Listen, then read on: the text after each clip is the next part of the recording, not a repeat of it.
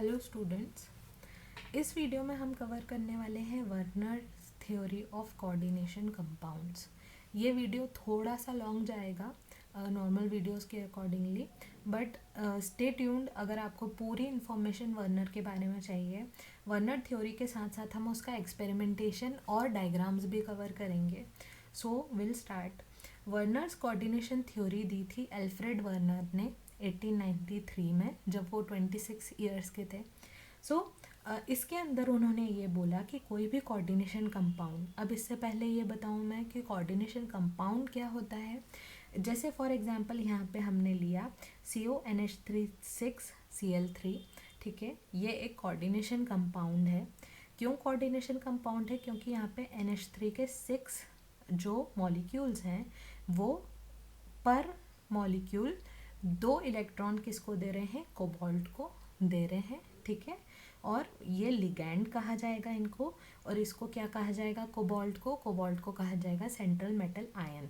इस पे एक चार्ज है जो 3 पॉजिटिव था। उस 3 पॉजिटिव को इक्वलाइज करने के लिए यहाँ पर क्या है? आयनिक बॉन्ड बना रहा है। कौन सा आयन है? Cl आयन है, जिसके पास 1 नेगेटिव था। तो अगर 3 पॉजिटिव को बराबर करना है तो Cl 1 नेगेटिव के 3 जो यहाँ पर एटम्स हैं, आयन्स हैं एक्चुअली, वो यहाँ पे आके अटैच हो रहे हैं, ठीक है। अब ये समझने के बाद अब हम वापस चलते हैं। तो उन्होंने ये बोला कि कोऑर्डिनेशन कंपाउंड 2 तरह की वैलेंसी दिखाता है। 2 तरह की वैलेंसी, यहाँ पे वैलेंसी का उनका मतलब था बॉन्डिंग दिखाता है, ठीक है। प्राइमरी वैलेंसी जो कि सिंपल डैश से हम दिखाते हैं, जो कि नॉर्मल कंपाउंड या सॉल्ट में मिलती है। मतलब अगर कोबाल्ट और क्लोराइड का कोई सॉल्ट होता तो उसके अंदर उसकी कोऑर्डिनेशन नंबर कितना होता, उसके अंदर उसकी वैलेंसी कितनी होती। तो यहाँ पर उसकी वैलेंसी क्या है? ऑक्सीडेशन स्टेट की अगर हम बात करें तो ऑक्सीडेशन स्टेट इसकी क्या होगी? इसकी ऑक्सीडेशन स्टेट आपको मिलेगी 3 पॉजिटिव। 3 पॉजिटिव का मतलब कि यहाँ पर 3 नेगेटिव आयन्स आके जुड़ सकते हैं। अब क्लोरीन क्या होता है? 1 नेगेटिव होता है, जैसा हमने पहले डिस्कस किया।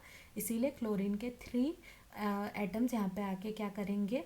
अपने इलेक्ट्रॉन्स को यहाँ पर एक्सेप्ट करेंगे और यहाँ पे Cl3 नेगेटिव और CO3 पॉजिटिव का एक सॉल्ट बनेगा, ठीक है। तो इसके अंदर इसकी प्राइमरी वैलेंसी क्या आ रही है? 3 आ रही है, क्योंकि ये 3 बॉन्ड्स बना रहा है यहाँ पर, ठीक है। तो उसको हम कैसे दिखाएंगे? डैश से दिखाएंगे।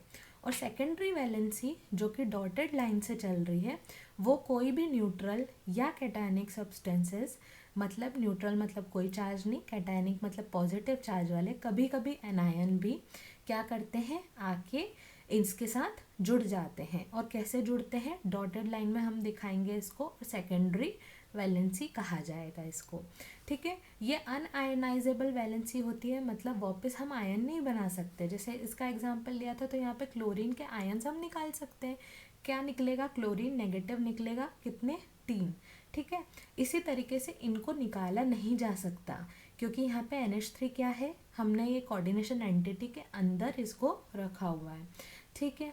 अब इसके बाद अगर कोई एनायन बोथ वैलेंसी को सेटिस्फाई करता है, दोनों ही वैलेंसी को सेटिस्फाई करता है, प्राइमरी भी सेकेंडरी भी, मतलब एक बॉन्ड वो क्या बना रहा है? आयनिक बॉन्ड बना रहा है, और दूसरी बॉन्ड यहाँ पर कोऑर्डिनेशन बॉन्ड बना रहा है, जहाँ पे वो 2 इलेक्ट्रॉन्स को डोनेट कर रहा है कोबाल्ट को।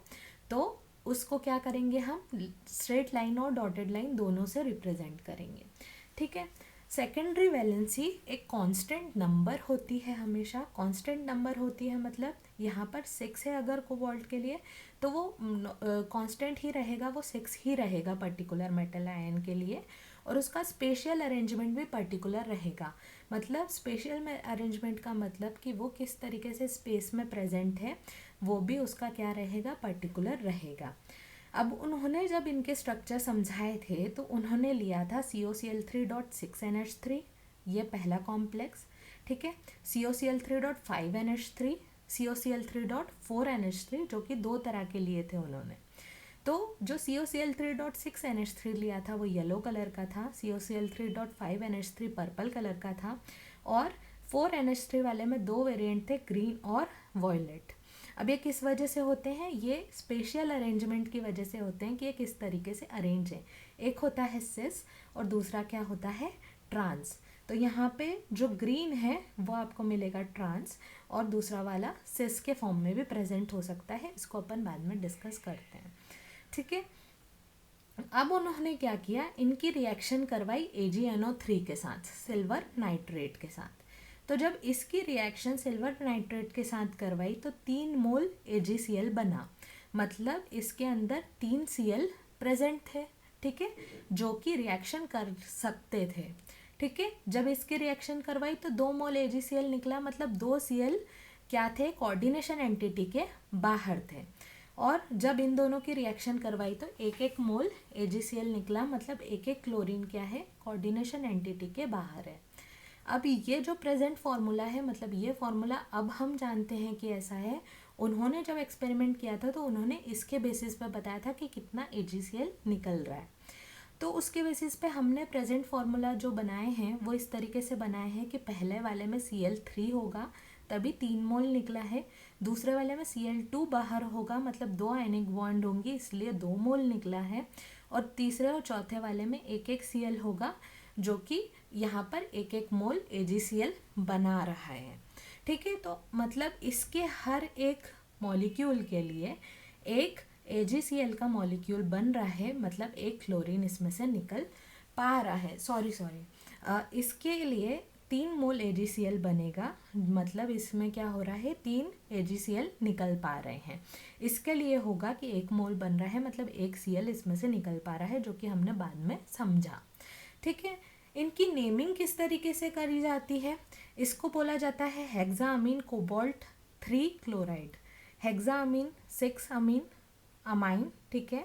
कोबाल्ट, ये कोबाल्ट, और 3 इसकी ऑक्सीडेशन स्टेट, मतलब +3 है, और -3 किसकी है, क्लोराइड की है। क्लोराइड की ऑक्सीडेशन स्टेट यहाँ पर नहीं लिखी जाती।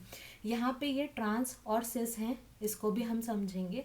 डायग्रामेटिकली इनको देखते हैं। डायग्रामेटिकली अगर हम देखें तो सबसे पहला इसका ए वाला डायग्राम देखते हैं। इसके अंदर एक कोबाल्ट है इसके रिगार्डिंग, ठीक है। 6 NH3 हैं।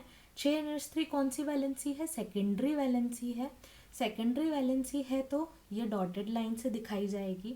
प्राइमरी वैलेंसी में 3 क्लोरीन है, तो यहाँ पे 1 2 3 क्लोरीन दिख रहा है, और ये स्ट्रक्चर ऑक्टाहेड्रल दिखाई दे रहा है हमको, ठीक है। जब दूसरे वाले में जाते हैं तो क्लोरीन 2 हैं जो बाहर हैं, तो दूसरे वाले के स्ट्रक्चर में आपको क्लोरीन 2 बाहर दिखाई दे रहे हैं। एक कोबाल्ट जो है NH3 5 है, तो ये 5 NH3 हैं, डॉटेड लाइन से जुड़े हुए हैं। और ये जो एक क्लोरीन है जो अंदर है, वो प्राइमरी वैलेंसी भी पूरी कर रहा है और सेकेंडरी वैलेंसी भी पूरी कर रहा है, ओके। तीसरे वाले में आप देखोगे कि यहाँ पर 2 क्लोरीन है जो प्राइमरी वैलेंसी सेकेंडरी वैलेंसी दोनों फिल कर रहे हैं, ये वाले। ये क्लोरीन है यहाँ पे जो सिंगल एटम है, और यहाँ पर NH3 4 है, NH3 यहाँ पर 4 दिखाई दे रहा है। ये है ट्रांस। ट्रांस का मतलब होता है हम जिस भी ग्रुप की बात कर रहे हैं वो ग्रुप एक दूसरे से अपोजिट हो, तो ये यहाँ पर है, दूसरा यहाँ पर है। अगर ये एक दूसरे के पास पास आ जाते हैं, इधर एक क्लोरीन हो और इधर एक क्लोरीन हो, तो इसको हम सिस बोलेंगे। तो जैसे ये लिखा हुआ है सिस टेट्रामीन डाइक्लोरो कोबाल्ट 3 क्लोराइड, और ये ट्रांस। तो इस तरीके से वर्नर थ्योरी बताई गई। तो रिवीजन के लिए अगर हम देखना चाहें तो ये देखेंगे कि इसके अंदर क्या हो रहा है। सबसे पहले कोऑर्डिनेशन कंपाउंड की प्राइमरी और सेकेंडरी वैलेंसी होती है। प्राइमरी वो होती है जो नॉर्मली वो दिखाएगा, जैसे COCl3 बना लिया तो नॉर्मली भी वो ये दिखाएगा। और सेकेंडरी होती है जब कोई लिगेंड आके उसको क्या करता है, 2 इलेक्ट्रॉन्स या इलेक्ट्रॉन पेयर को डोनेट करता है और कोऑर्डिनेशन बॉन्ड बनाता है। प्राइमरी वैलेंसी में कौन सी बॉन्ड बनेगी, आयनिक बॉन्ड बनेगी, ठीक है। फिर उन्होंने बोला कि एक कांस्टेंट नंबर होता है जो कि यहाँ पे 6 टोटल चल रहा है, देखो ये 6 है, ये 5 + 1 6 है, ये 4 + 2 6 है, ठीक है, इस तरीके से। और इनका पर्टिकुलर अरेंजमेंट होता है जो कि हमको यहाँ पर दिखाई दे रहा है। देन उन्होंने 4 एग्जाम्पल लिए, उनके डायग्राम्स यहाँ पर दिखाए गए हैं, और इस तरीके से बताया कि अगर उसकी रिएक्शन हम AgNO3 के साथ सिल्वर नाइट्रेट के साथ कराएंगे तो वहाँ पर कि किस कंपाउंड का कितना अमाउंट बनेगा। यहाँ पर 3% चल रहा है क्योंकि यहाँ पे 3 क्लोरीन फ्री थे, यहाँ पे 2 और यहाँ पर एक। तो इस तरीके से वर्नर कोऑर्डिनेशन थ्योरी को समझाया जाता है। Thank you.